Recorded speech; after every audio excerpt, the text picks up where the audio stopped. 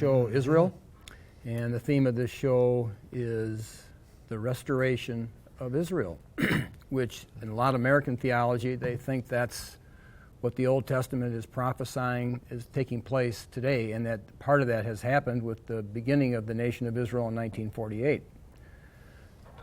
When Jesus was on the road to Emmaus, they were talking about, he'd come across the people that were walking on the road, and in Luke 24:21, they said, but we had hoped that he was the one who was going to redeem Israel. And the truth is, he did redeem Israel. Jesus is the true Israel, and those who are believers in Christ are grafted into Christ and become the true Israel. And the restoration of Israel occurred when Jesus rose from the dead. A lot of the theology today believes that the restoration of Israel was prophesied in the Old Testament, and that has not taken place yet. It was not fulfilled in the resurrection of Christ. I believe that the position of the church throughout the centuries has always said that those promises were fulfilled when Jesus Christ rose from the dead, ascended into heaven, and sat down at the right hand of the Father.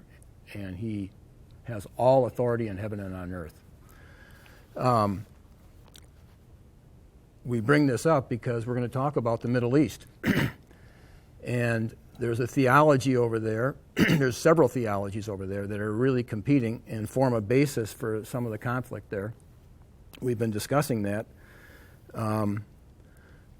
We're here with Dr. Jones again, and he's going over to Iran to discuss some of the issues that really bother them over there. And you would think that the issue that you're going over to talk about is not directly related to the theology that we're concerned about today. But I assume there is some correlation. And can you tell the people why the people that you know in Iran want you to come over there and participate in this conference and what the conference is?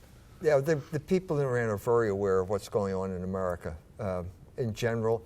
And recently there's been all of this news about racial unrest in America, in particular places like Ferguson, Missouri, and also in Baltimore, Maryland, other places, Florida as well.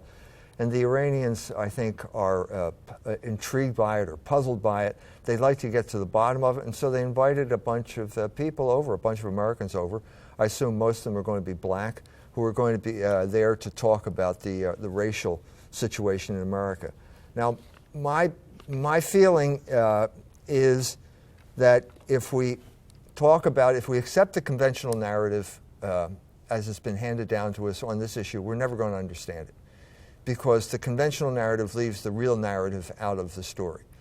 And so I wanted to bring my experiences to this event, to this conference. And my experiences have largely to do with the south side of Chicago. A few years ago, I just finished a book called The Jewish Revolutionary Spirit. I thought the book was over, and then I got a call from a lady I've known for a long time on the south side of Chicago. She was a social worker. As a social worker, she was approached by a crack addict who wanted money for an abortion. The crack addict was pregnant with twins. Instead of giving her the money for the abortion, my friend adopted those two children and raised them. And now, when I get the phone call, they're both 18 years old. They're twins, and the girl is pregnant. And I thought, here we have a situation where all of this goodwill, kind of heroic sacrifice on this woman's part, and it all ends up back in the same place. This sort of the return to this ghetto pathology. And I thought, well, let's examine that pathology. And so I went up, and in the course of talking to the girl, we tried to go through the story, because I think this is what contextualizes the whole racial issue in the United States that no one wants to talk about. So as a social worker, Gloria had her own problems, and she then ended up becoming involved with another client, and this client happened to be a serial killer. Her name is Carolyn Peoples, and once again, Gloria took me to meet with Carolyn. We went to the Dwight prison in Dwight, Illinois. It's a women's prison, and I got to interview her. And once again, what I began to realize is that the real narrative is not the conventional narrative. The conventional narrative is that, white people oppressing black people. I think that's pretty much the conventional narrative. And what I began to see is that this has a long history. And not only does it have a long history, there's a history of players here that are simply not known, not acknowledged anymore. And I'm talking about the history here of the Black-Jewish alliance, which had a determinative effect on the racial issue in the United States. There's no question. Because what happened here is basically for, let's say 60 years, from the founding of the NAACP up until 1967 with the publication of Howard Cruz's book, The Crisis of the Negro Intellectual. For this 60-year period, a group of Jews tried to orchestrate a slave rebellion in the United States. The threat of a slave rebellion was hanging over the United States pretty much ever since the late 18th century, when Toussaint Louverture orchestrated a slave rebellion in Haiti. For the next 60 years, the South lived in fear that this slave rebellion was going to take place on their territory. The whites were outnumbered by blacks in those areas, by enormous numbers, outnumbered. And this was their fear, and there were certain groups in the North that deliberately played on this fear and actually tried to orchestrate one. The rebellion I'm talking about is John Brown. He was paid, there was a group, the Secret Six, behind John Brown that basically orchestrated, gave him the money, the wherewithal to bring this off. And he brought it off and it failed. But the rebellion, the idea of a slave rebellion did not fail, and it's continued. It's continued up to this day. And the history of the Black-Jewish alliance is basically the history of this slave rebellion on the United States territory. But you're not the only one saying this or looking at this. You quote Friedman. No, there's a book by Murray Friedman called What Went Wrong, the Black-Jewish Alliance, or the breakup of the Black-Jewish Alliance. Murray Friedman was the head of the American Jewish Committee in Philadelphia, and wrote a book, a kind of post-mortem on the Black-Jewish Alliance, where he tried to give his understanding of why it collapsed. But during the course of this, of course, he gave pretty much a kind of blow-by-blow description of an alliance that nobody knew existed. Because I don't think we're supposed to know that this existed. This is all supposed to be spontaneous uprising against oppression. So why would he necessarily write the book? Because it's kind of exposing because he wanted to know the truth. I mean, even Jewish revolutionaries want to know the truth every now and then, even though sometimes they embarrass each other by telling the truth. It's just the way human nature is, So he wanted to analyze the thing. It was probably one of the big disappointments of his life, but he was basically talking about why the civil rights movement failed. Why did it fail? But other people talked about this. I'm saying that when you talk about the situation I was in, Ivory's decision to have sex. Ivory is the girl, the 18-year-old girl, and Carolyn Peoples' decision to become a serial killer, all took place within the context of this Black-Jewish alliance, this attempt to orchestrate a slave rebellion on the part among the Negroes. And Murray Friedman is pretty much agreeing with that. He's not. Well, he says basically the Jews played a major role in everything, and there are people who agree. I mean, there are people that are not politically correct who agree with them, and it would be embarrassing for Murray Friedman to admit it, but it's true. It's true. From 1909, with the founding of the NAACP, to 1969, when the FBI shut down the Black Panthers, influential Jews and organizations as diverse as the NAACP and the Communist Party tried to turn the Negro into a revolutionary. They created a monster instead. This is precisely what Tom Watson predicted in the aftermath of the Leo Frank trial. The National Pencil Factory, owned by Frank's people, fought our child labor bill fiercely and helped to kill it, and in God's mysterious way, it cost the superintendent his life. In closing ranks behind Frank, the nation's wealthy Jews had blown breath into the monster of race hatred. And this Frankenstein whom you created at such enormous expense will hunt you down. That was Tom Watson's verdict on the thing. What I'm trying to say here is that there are similarities now between the Black-Jewish alliance and the situation in Syria right now. In both instances, what we have are proxy warriors. The Negro was supposed to be the proxy warrior for the Jewish organizations to create revolution in the United States. The trouble with proxy warriors or irregular warfare or guerrilla warfare, however you want to describe it, when you pay someone else to do your fighting for you, is you can't ever predict what's going to happen. And invariably, what you do is you create a monster.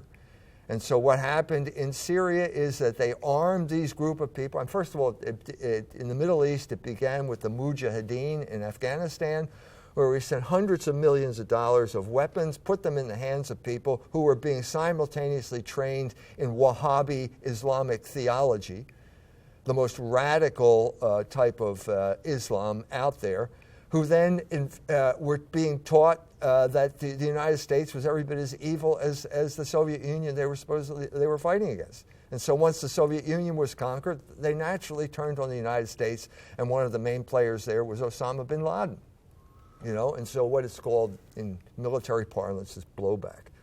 I'm saying the same thing is true of the race situation in the United States. But what's true over there is that Israel plays a big role in our relationship with Israel, plays a big role in our involvement over Absolutely, absolutely. So when we're talking about from the Mujahideen of the 1980s all the way up to this now failing campaign in Syria, you have an alliance between the United States and Israel and Saudi Arabia, funding troops and arming irregular troops to fight the battles for this coalition of people who want to destroy all of the Islamic states in that area, right, and replace them with puppet governments that will be subservient to the West. And at the core of that, our union with Israel is the Christian Zionist theology. Right, right. But what I'm saying here is that the relevance of the book that I wrote is basically, the book is called The Jewish Revolutionary Spirit. And I'm saying this is a powerful spirit that always revolves around certain liberation narratives. You know, it's obviously rooted in the Bible, the whole idea of the Hebrews in Egypt in bondage. That had a powerful effect on the Jews and the blacks who were involved in the civil rights movement, because they saw, the South as Egypt. And, let my people go. All of these narratives got imposed on there. But I think what I'm trying to say here is that they were suffused with this Jewish revolutionary spirit. And as a result, the situation got out of control. One thing to point out is Jeremiah was dealing with the prophets that were speaking against him, speaking a different message. And he says to the prophet, both of them, yet you have persuaded this nation to trust in lies. Therefore, this is what the Lord says. I am about to remove you from the face of the earth. This very year you are going to die because you have preached rebellion against the Lord. You had several prophets preaching rebellion against the Lord. That's something the Lord doesn't like. Americans don't mind it, okay? No. That's something you have to know about God, is that he doesn't like rebellion. But Americans, I don't think we don't have a distaste for it. Well, one of the things that both Americans and Iranians have in common is that the word revolution is invariably has positive associations for both of these people. The Americans had their revolution in 1776, and that's obviously considered positive, right? We created this country because of a revolution. The same thing happened in Iran in 1979. They had their revolution, except it was against us, or the puppet, the Shah that we installed in 1953. But they're positively disposed toward revolution too. So you immediately, whenever you're discussing this, you immediately enter into a semantic argument. Like, well, what do you mean by revolution? Or was the revolution of 1979, was it a true revolution or was it a counter-revolution? And my feeling is that it was a counter-revolution, that the real revolution in Iran took place in 53, when the CIA overthrew Mossadegh and installed the Shah as America's puppet there. Because that's when all of this corrupting influence came into Iran. You know, the subversion of traditional culture, the subversion of morals, the isolation of religion from influencing society. That all happened in 53. And it got reversed in 79, so I would say that 79 is a counter-revolution. But, I mean, just to give you back to Murray Friedman, he says, talking about the civil rights movement, he said, eventually virtually every segment of the Jewish community enlisted in the civil rights struggle. Nothing would be the same again in the South, but a true revolution was underway. I think he's right. I think that was a revolution. It was a true revolution because what you're doing is trying to break the people away from some type of traditional understanding of culture and replacing it with these Jewish values, Jewish revolutionary values. So it was a true revolution. You can say that it was, some people would say it was justified because of the segregation laws in the South and so on and so forth, but it was a revolution, which is not how it was being portrayed at the time. They would all want to portray it as a counter-revolution to more align themselves with natural law or whatever, right? They want to align themselves with what should be. Well, yeah, and they are the arbiters of what should be. Yeah. Because they control the media and so on and so forth. You know what I mean? So, in a sense, this whole thing is what it is. They got their liberation in 1964. You know, the Civil Rights Act passed. But that didn't end this whole thing. And so what the crucial thing from our point of view is in 1966 when Martin Luther King shows up in Chicago. Well, what's the story about Chicago? It's not the South. It's the North.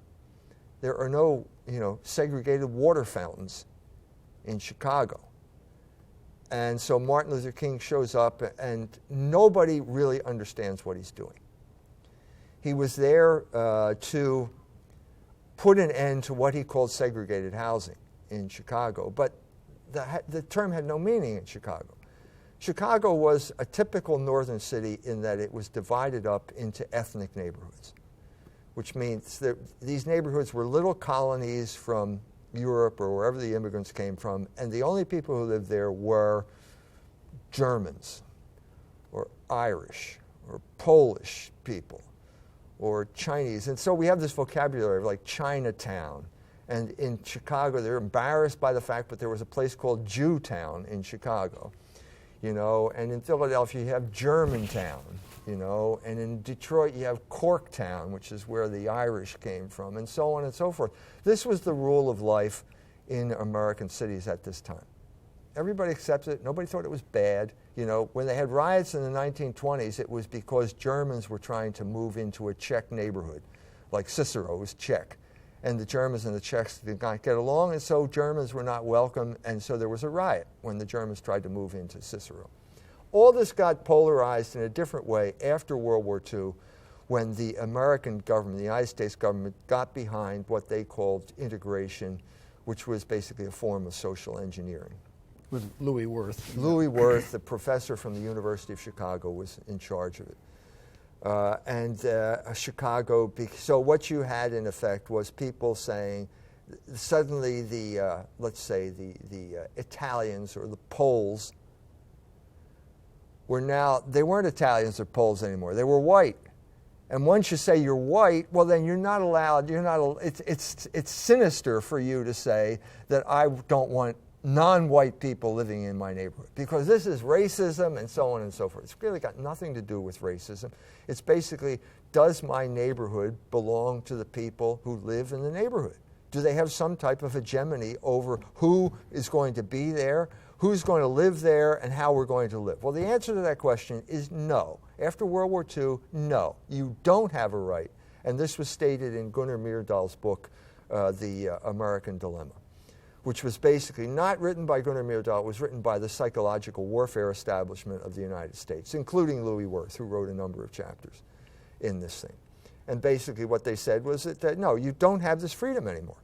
You don't have this freedom. What do you think of the charge of racism? I was reading about because that seems to be a crucial thing, because I was just in debate with somebody from Israel with the Palestinian, and they were talking about American racism. And Darwin wrote his book on the origin of species by means of natural selection, or he had two titles, and people forget it, because the actual title is "Or the Preservation of Favored Races in the Struggle for Life." What's the theology? What's the theology that's using the worldview that's using the word? We had a struggle here in the United States between the people who believed in what you would call biological determinism, namely the Darwinists, who would believe that DNA was determinative of your behavior, and the environmentalists.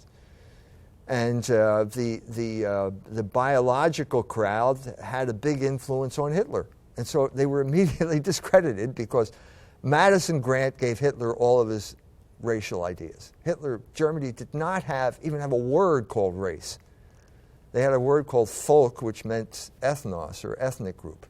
There was no word for race. So they kind of choose, sometimes it's even spelled in German text, R-A-C-E, which a German could not pronounce. So they changed it into Rasse, which is a totally foreign concept. They didn't have that concept. They got it from the Americans. And of course, once Hitler took a hold of it and then we declared war on Hitler, that was the end of the legitimacy of this point of view. There are a few people now who are still trying to carry this banner. Kevin McDonald's one of them, sociobiology, whatever you want to call it. But for the most part, it was discredited, and it was replaced by environmentalism. And these are the people that took over the country, and these are the people who said, basically, if you change the environment, you can change the person. So they set out to change the environment. First of all, 1954, you have the Brown versus School Board education, which basically changes the school systems across the country. You can't have one race in the schools. You have to integrate the schools.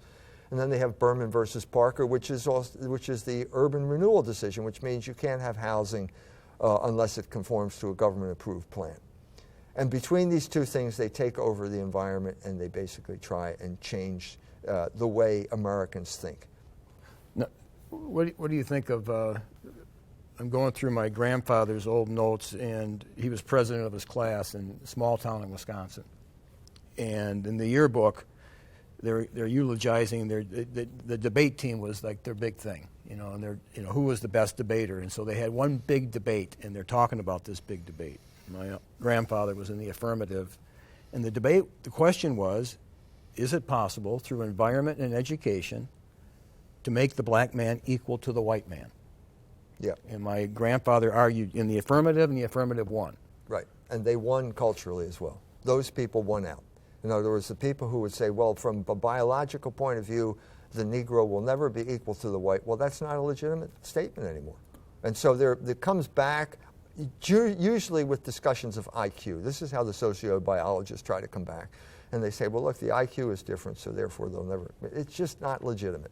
The only legitimate philosophy is environmentalism now. And these are the people that took over the country after World War II, and these are the people who are running the show in Chicago at this point. But this is not a Christian worldview where they're coming from, or no, it's got nothing to do with Christianity. Right. So in a sense, you could say they're both wrong. They're both alien philosophies. They're both hypotheses that are, obviously human beings are much more complex than either philosophy will allow. So obviously there's a biological component to what you are, and you're also trained by your environment. So if you can figure out the mix there, you're smarter than I am and smarter than these people, because they seem to know the answer. So basically what I'm saying here is that these two women are caught up in this environment. Gloria Hardy was 18 years old, 1969.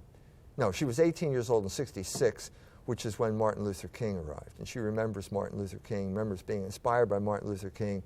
But that campaign failed. It was a total failure.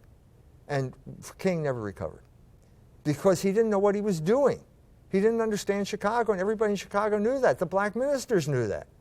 So it was symbolized by this woman, Dorothy Tillman, who worked for the Southern Christian Leadership Conference, who said, down south, you were either black or white. You wasn't Polish or Irish or none of that. They couldn't figure it out.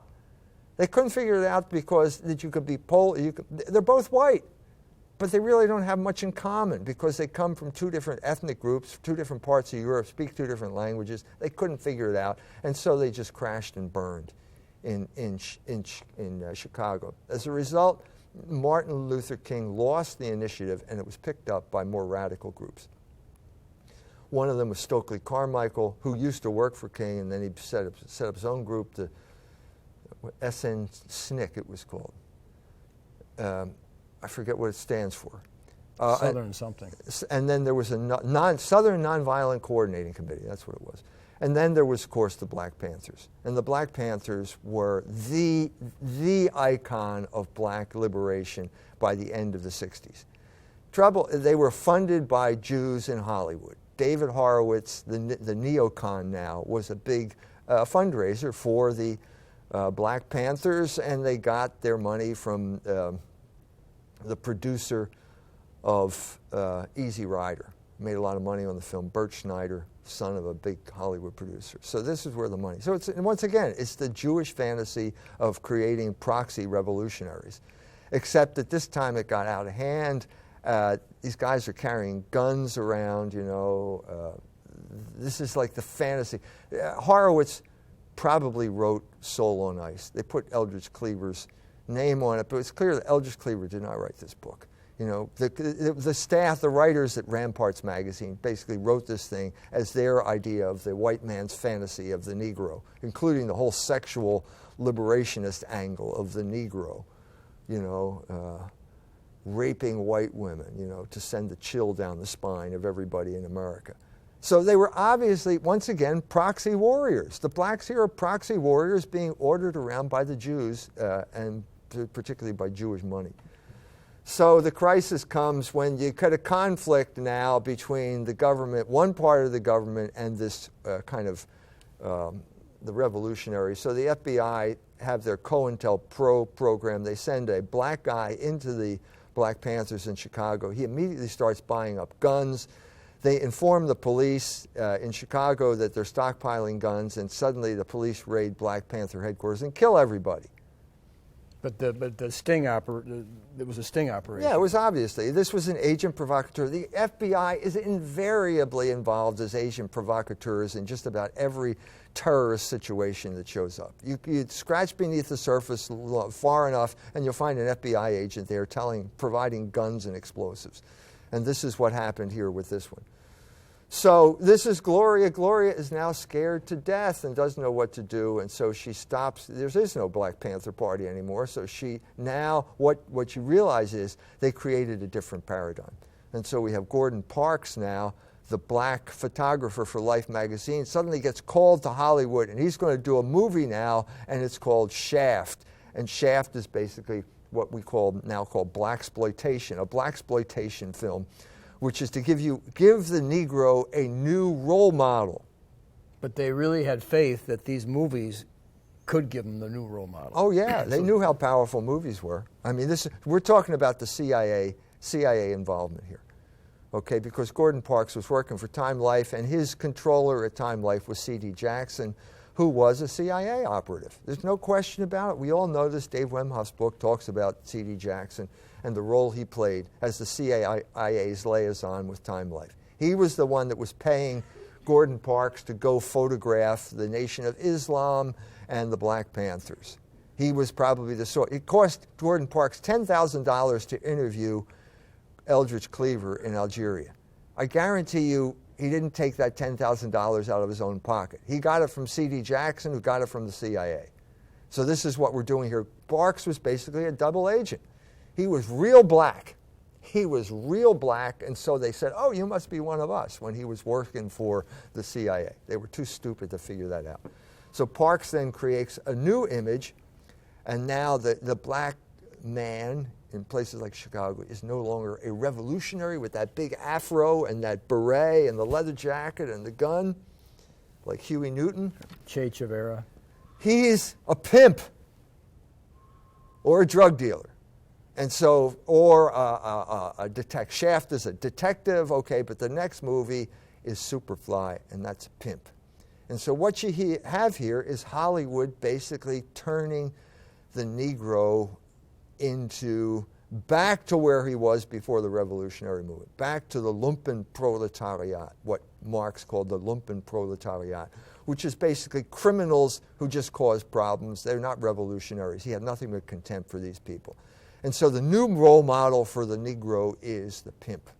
And suddenly you saw all these guys wearing these big hats. You know, if you want to see the parody of this type of thing, there are two films. One's called Undercover Brother, and the other one's called I'm Going to Get You, Sucker. And they're both satires of blaxploitation films. And you see the big coat and the big hat and the high-heeled shoes and the Cadillac Eldorado with the fuzzy steering wheel, the whole thing.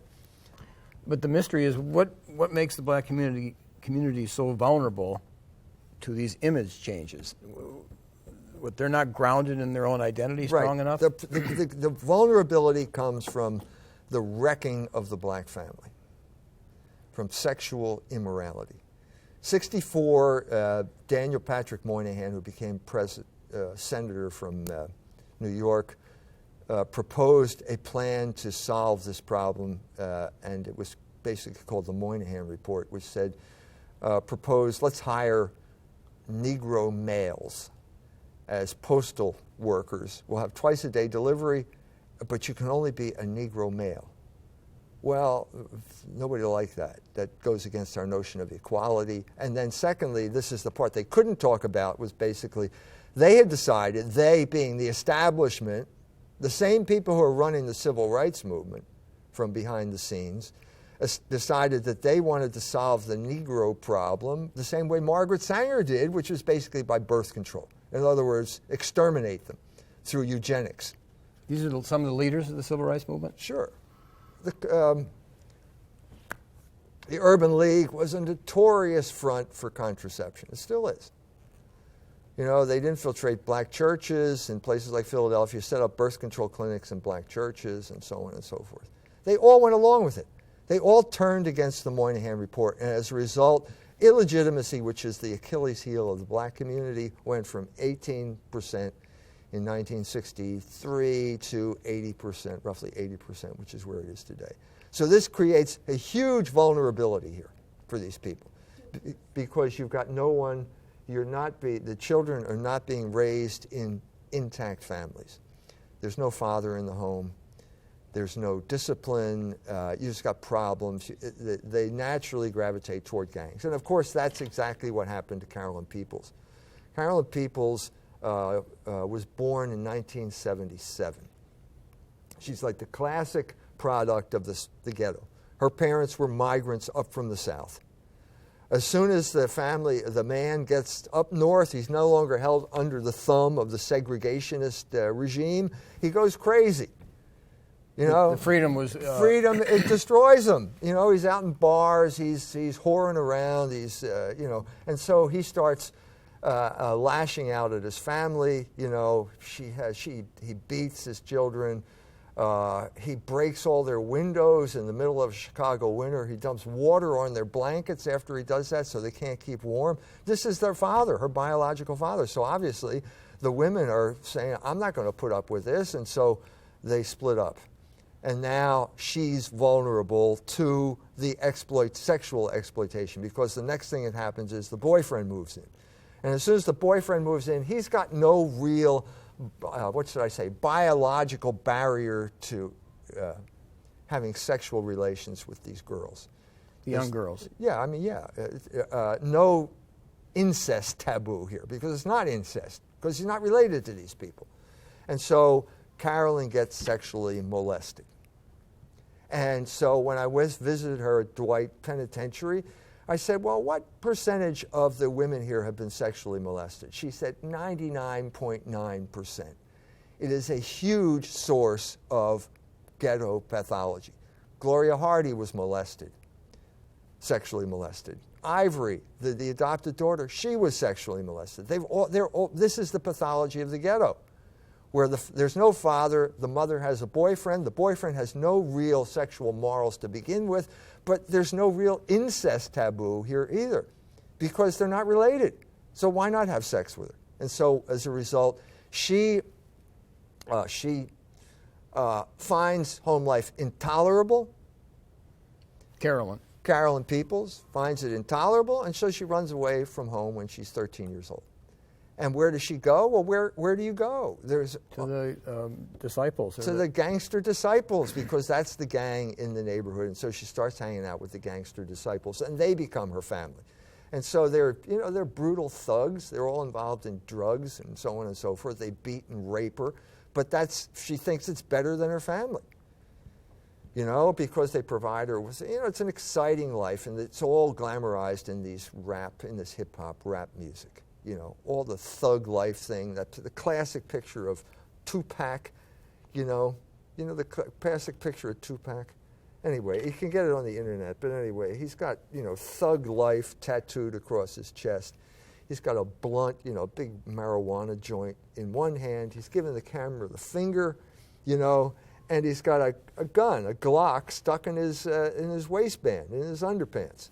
That's it. There's the symbol of, South Side of Chicago, thug life on the South Side of Chicago. She becomes involved in that and, goes from bad to worse in this kind of gang culture. The gang gets busted. Gangster disciples get busted in, 2003, something like that. So she's got to go out and work now. She gets a job at a gas station, actually 2 gas stations, down on Halsted Street in Chicago. And suddenly the pimp shows up. Big pimp mobile, got his big hat. They call him the Godfather. And he takes an interest in Carolyn and starts giving her, fills up his tank in his pimp mobile, and then gives her a $100 bill and says, keep the change. Right, and you wrote father deprivation. Yeah, why did the Godfather, he's obviously playing on the father deprivation of all these girls, because the pimp becomes then a father substitute on the South Side of Chicago. Which a lot of them really never had. That's right. That's right. And the only fathers they did have are the boyfriends who beat them up and sexually molest them. So this is where all the chickens are starting to come home to roost now. Remember, it's Gordon Parks that glamorized these guys, valorized these guys, and now these are guys who are running the roost down there on the South Side of Chicago with people like Carolyn. But they knew it would have this effect. That's what's so amazing. I think that they did. Because we've had enough of these Negroes with, let's say, revolutionary Negroes, even though they created them. It was the Jews who created the Black Panthers. There's no question. No question. Without that money, it couldn't. Without the Jew money, there would be no Black Panthers. Ask David Horowitz. He's still around. He wrote the book about it. Ask him. He's a legit figure. He's a neocon. He's a flaming supporter of Israel right now. You know what I mean? But back then, he was a Jewish revolutionary, and he created the Black Panthers. Which he renounces now, right? Yeah, now he's a conservative. Now he's a neoconservative, But, so he's just a different type of revolutionary now. So, so the Godfather finally proposes the question to Carolyn, would you like to be a prostitute? And she said, well, I'd probably steal all your money. Right. And he says, well, whoring's not for everybody.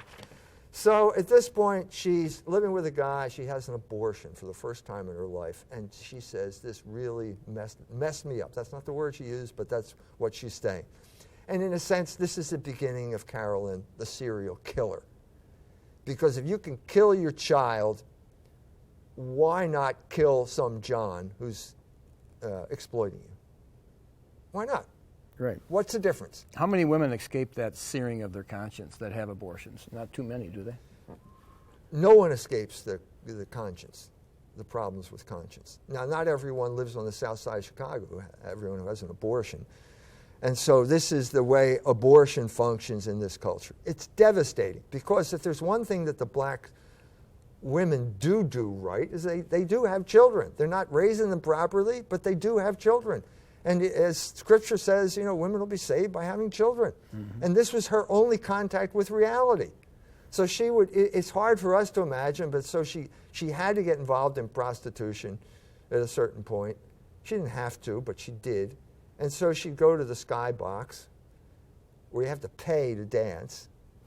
You don't earn money there. You have to pay to be there. And then you take the John into whatever the room is, and then you get him to engage in sexual activity, and then he pays you, and that's where you earn the money. So she come back from the skybox earning some money. She comes back, and then she takes care of her kids. The kids are her only contact with reality. And they were conceived out of rape. 2 of them were conceived out of rape. None of them were conceived in any regular fashion, but yet this is what held her to reality. So at a certain point, the loathing just becomes worse and worse and worse. Working in those strip clubs. Working in the strip clubs. You have to demean yourself, okay, to earn the money. And she's sick of demeaning herself, and she's got to get drunk in order to do it, and so on and so forth. So at a certain point, she bumps into her second cousin.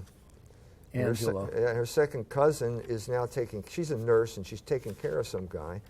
And they come up with a new business plan. Basically, Carolyn's been inviting these Johns back to the motel, and they give her the money, okay? And at a certain point, she realizes, well, why don't I just take the wallet?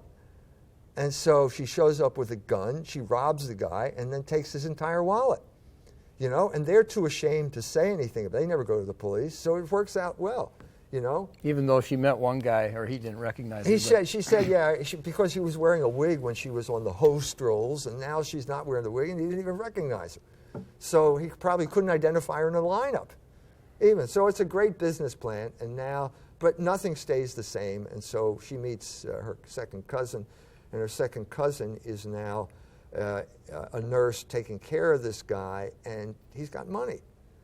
So they go to the next phase. She shows up and she starts, dancing.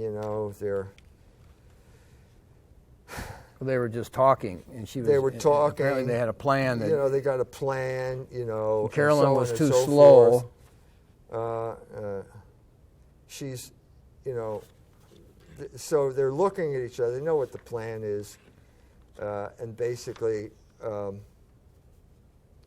Carolyn goes up behind the guy. No, Carolyn was talking to her, and then Angela got frustrated that she wasn't. She wasn't doing what she was supposed to do. She said, "Bitch, what you waiting on? What you waiting on? Bitch, what you waiting on?" And at that point, Carolyn, she went up and got Carolyn's .32, and she shot the guy in the back of the head. Well, he was just talking to Carolyn, so he had no suspicion. He's distracted. He trusted her, And at this point, the guy's dead, and they get $8,000.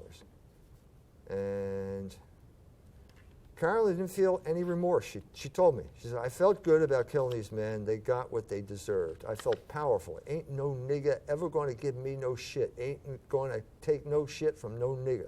I felt good. I was emotionally disinvolved. Everything in my life had led up to this point. My time had come. Things were getting better."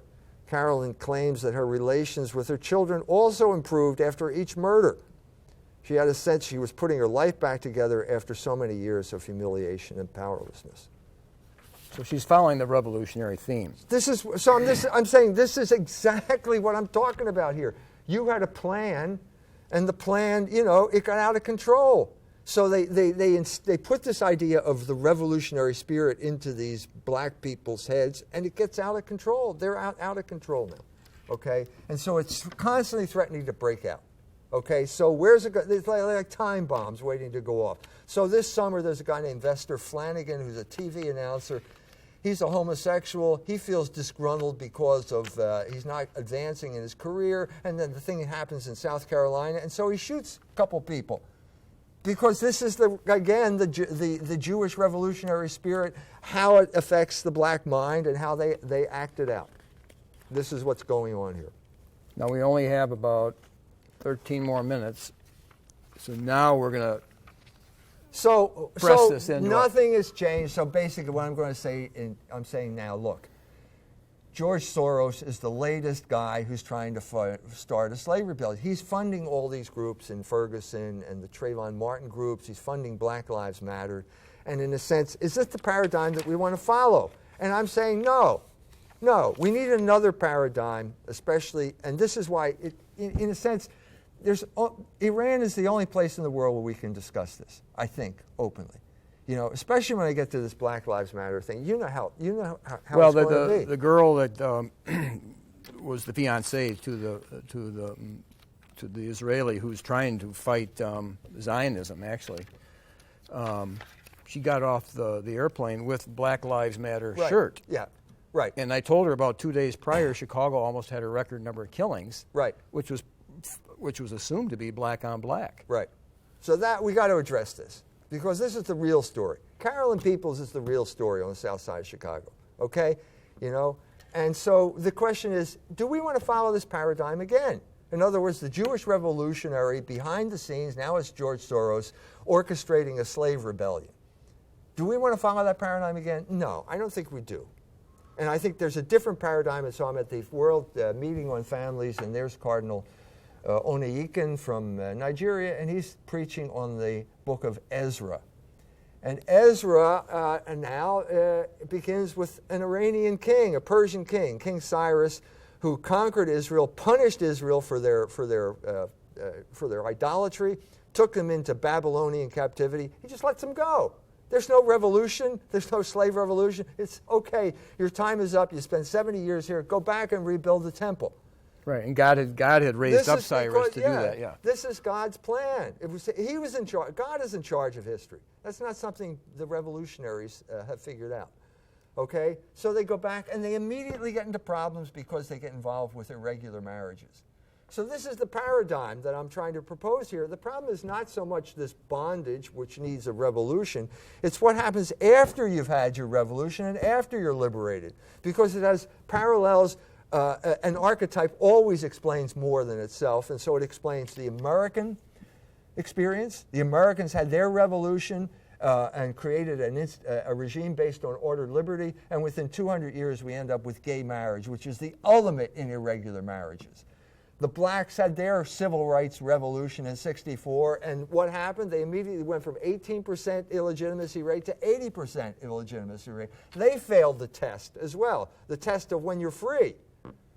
The issue is not what you do when you're in bondage. The question is what you do when you're free. The Iranians are in the same situation. 1989, the supreme leader, Ayatollah Khomeini, dies. The supreme leader, the new supreme leader, the Ayatollah Khomeini, approves birth control, and they have the biggest drop in fertility in birth control history. A lot of it is you have the wrong concept of freedom.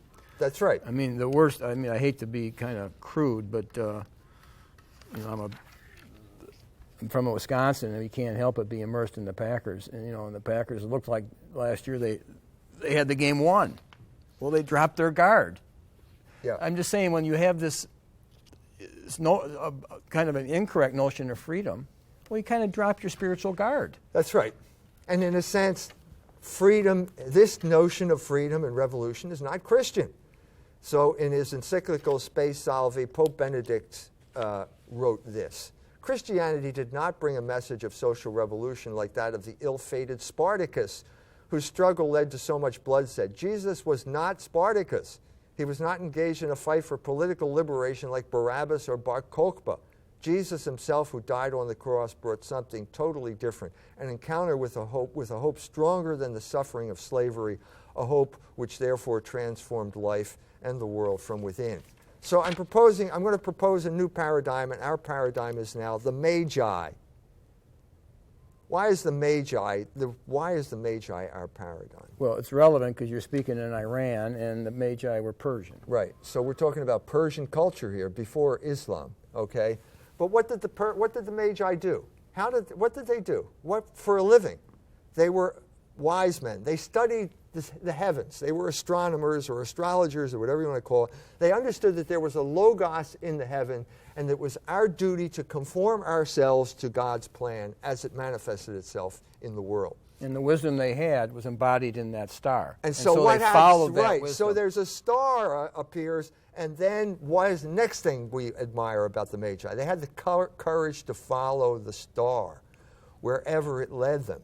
And it was probably some rough terrain, right? It was a long journey. Yeah, it was a long journey. It was a hard journey, but they followed the star. They had the courage to follow the star wherever it leads them. And we, as Magi, if we want to be like Magi, we have to have, first of all, recognize the Logos, and secondly, we have to have the courage to follow the star wherever it goes. And of course, it came to the child Jesus. So it came. So I'm saying I think I know where it's going to lead you, but you have to follow Logos wherever it takes you.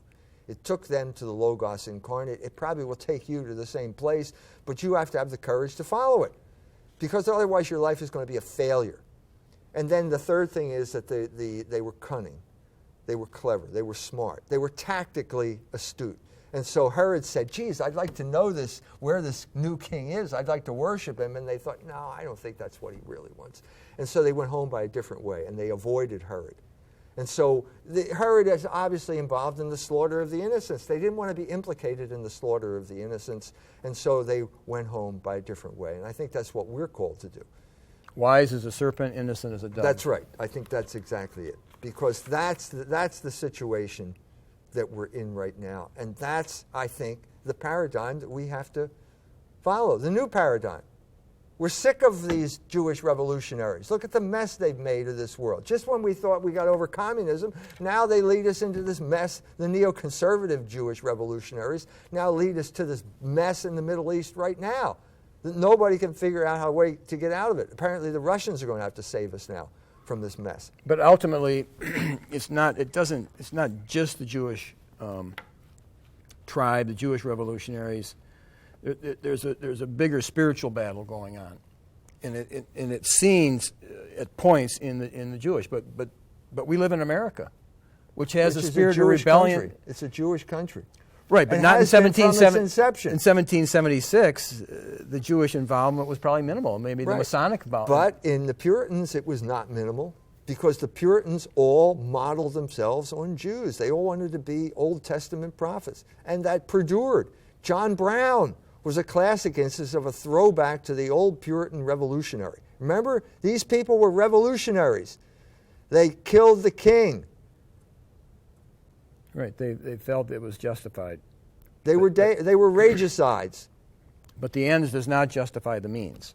That's right. And your friend Jefferson Davis understood what these people were. He said, these people are regicides, these Yankees. And that spirit has perdured to this day. And we have to face up to it, and we have to deal with it. And that's why I'm hoping will come out of this conference in Iran. Because I think it's just too polarized here. For us to have some white guy, talking this way is going to get nowhere here. As far as I can tell, you're just going to stir up all this resentment, but maybe over there, maybe it will be a different atmosphere. That's what I'm hoping for. What's your experience over there when people sit down and talk? I think they're very cultured people, and they're really interested in what's going on in America, because they suffered so much at the hands of the Americans. And they really want to understand what's going on. And they know that most of what they're on the receiving end of the propaganda, they know it's not true. Do they have, when Jesus' example, when he was 12, he's in the temple, he ran away from home, you could say, and he's sitting amongst the doctors of the church, listening and asking questions. So you see that as the Middle East. Do they kind of have that? I think so. Where there's a civil war, these people are not like the Wahhabis of Saudi Arabia. They have preserved a logos in their culture that the Wahhabis never had. And that's the crisis right now in Islam, Because one group wants to be more reasonable than the other. Well, the one group says God is pure will. So 1,400 people get trampled to death in Mecca, and then the mullah says, well, it was God's will, and you're totally absolved from any responsibility. How can these people run a country with an attitude like that? You can't do it, and they're failing. They're failing across the board, and they're trying to shore up this regime with bombing Yemenis and so on and so forth. It's not going to work. But that's the real fear that people have toward the Muslims, because if they take over, so to speak, which people have a fear of, and they come in with that kind of attitude. Well, they're different. It's no one group called Muslims. There's a civil war in Islam right now, and one group believes in reason to some extent, and the other group doesn't believe in it at all, and that's the battle, And Iran's the minority, though. It is the minority. The Shia are only 10% of the Islamic population. And that's because Persia never did fully embrace. I think that there was always some type of residual logos in Persia that simply did not exist in Saudi Arabia. They were just, in 1970, 85% of the population was earning its living from animal husbandry. Farming. No. Goats, camels. From, There's no farms in Saudi Arabia. What am I thinking? Wow. So you're going to fly over there if you get a visa. Inshallah, I will get a visa, yes. Okay. So anyway. And the conference is how long? A couple days. So we'll talk about, if you want, when I get back. So you don't know what to expect? No. But God's in charge. And you don't know who else is going over exactly? No. Wow. So they're not like publicizing the conference? Well, they may be over there, but I mean, obviously the people over there are going to attend. People from here are not going to be able to attend. And what's it like? There's a translator all the time, or what's it look like? Yeah, well, we're going to be mostly, Americans, I assume, talking to each other with a lot of Iranian, the Iranians, most of them speak English, but there will be translation into Farsi. And can anybody follow this on the internet at all? I don't know. Okay. Well, these themes are crucial, and they're Christian themes, but the Christian themes have been weakened in this country. If you were talking a couple generations ago, I think you'd have more people understanding. And so we have 2 minutes left. Is there anything you're working on right now? Yes. But I can't explain it in 2 minutes. Okay. But your last book was Barren Metal. On capitalism, right. And is there a follow-up on that, or was that kind of a close? No, that's it. I don't think I'm going to... No sequel to that one. But that was the sequel to... The Jewish Revolutionary Spirit. Told the other side of the story. The Rothschild side as opposed to the Trotsky side. So where do you think that there's the next intellectual... Well, I think that the world's changing, and the United States has been caught flat-footed, and they lost the initiative in the Middle East. And now we'll see whether the Russians can solve the problem. I don't know. But the Americans have lost the initiative. And the Iranians sense it or feel it? Or... I think so. I think the whole world feels it. And what's that mean, to lose the initiative? Well, you've failed to do anything, and someone else who has a better plan has come in and has kind of shoved you aside, and now this guy's going to run the show. Okay. And so now we're waiting to see. Of course, some of our friends, they don't think America can lose because they just think it's permeated the whole world. That's right. But I don't know. I'm a little bit of a doubter that America can't lose. But anyway, it was good to have you on the show, Israel, and hopefully we can have another show with Dr. Jones on in the near future.